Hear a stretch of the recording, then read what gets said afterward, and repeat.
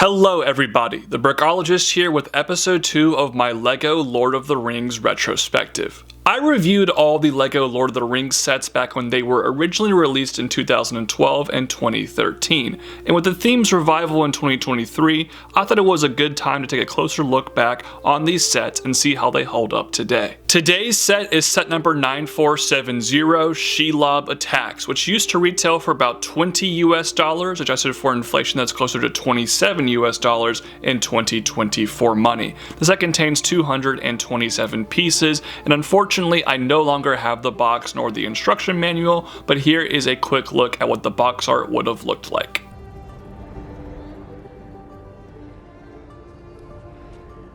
Two separate builds are included here along with 3 completely exclusive minifigures. Let's look at those figures here first. The first minifigure included here is an exclusive variation of Frodo Baggins. All of his printing, his hairpiece, and of course Sting come in other sets. However, he is exclusive because of the gray cape, which is a fantastic part. And from the back, he has that scared, crapless face. I love that, and that will come in handy for a certain function in this set we'll look at later on. Just a fantastic looking Mr. Frodo. My personal favorite LOTR character, Samwise Gamgee, is included with this set, and he was exclusive to this set as a character for 11 years until they released Rivendell just last year, which is crazy because Sam is like the second main character in the entire series, and he looks great. I love the fact that they give him the light that Galadriel gave Frodo. It is simply just a Lego diamond piece, but it actually represents that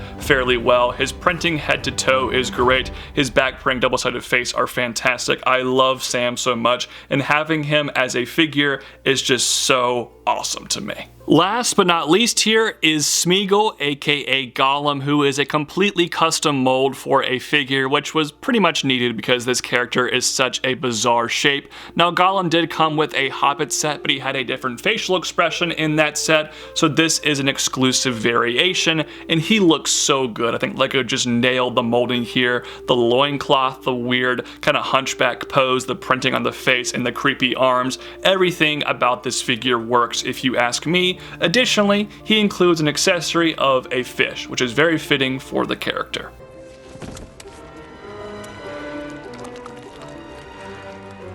Don't you worry, we'll look at the spider here in just a minute, but there is a side build included with this set, and it's the most side buildy of side builds ever side built. I guess it's supposed to be the entrance to Shelob's cave, but it's obviously way too small for the spider build to actually fit through that hole, and it leads to nothing. However, credit where credit is due, there is a surprisingly effective play feature here. It's a catapult for Gollum, and it actually launches him a decent distance. Subversion of expectations there. That is actually a fun thing to play with. Here is the main attraction though, Shelob herself, and this in my opinion is the greatest spider LEGO has ever created. Kicking things off with the legs, each one has 3 individual points of a ratchety joint, and there's also a swivel when it's attached to the torso, giving this a lot of range of motion, which is fantastic for articulation. The head is a fantastic looking printed part with all of those eyes there. That looks just brilliant in my opinion,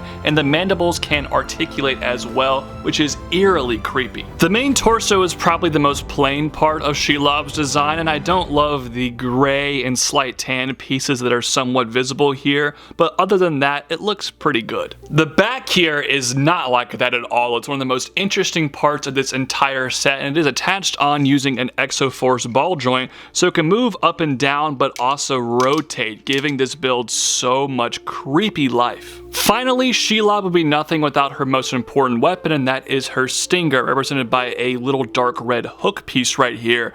Kind of a strange part usage, but it has a purpose. You would think this is like a LEGO Power Miner set by looking at the bottom here. You have these wheels which help it kind of slide on the ground. Additionally, you have this gear, very odd for a creature, but basically what that does is it either pulls in or loosens up a white string piece that is supposed to be Shelob's web. Whoever's idea this was at LEGO is a sick freak, but it works so perfectly. You can wrap up Frodo in this just like in the movie. You can also use it to hang Shelob from the ceiling. I mean, what on earth is going on here? One of the most unique and fun play features I've ever seen in a LEGO set.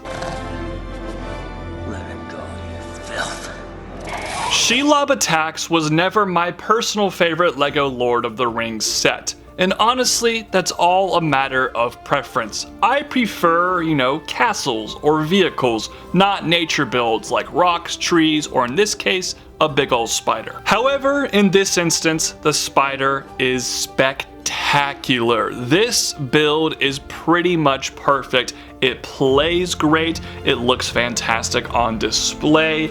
Additionally, the minifigures of this set are all accurate and exclusive and fantastic looking. The value of this set, originally it was about $20, perfect for 227 pieces, and honestly the adjusted for inflation price around $27 is great as well.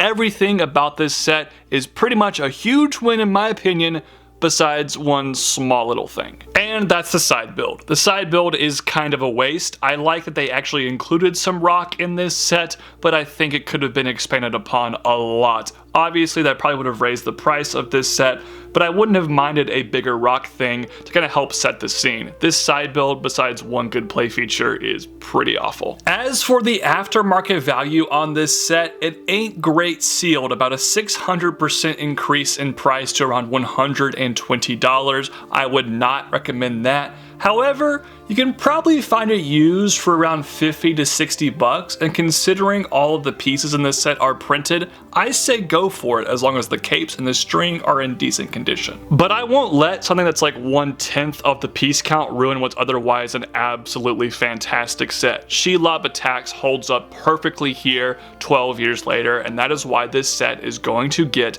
a 9 out of 10. But those are just my thoughts. I'd love to hear your thoughts in the comment section down below. Also, while you're at it, please like this video, share this video with all your friends, consider subscribing to this channel and clicking that bell for new video notifications. Also, please become a channel member. There's exclusive content over there just for channel members. It's worth it, I swear. Thank you all so much for watching today's review. Peace out, God bless, bye-bye.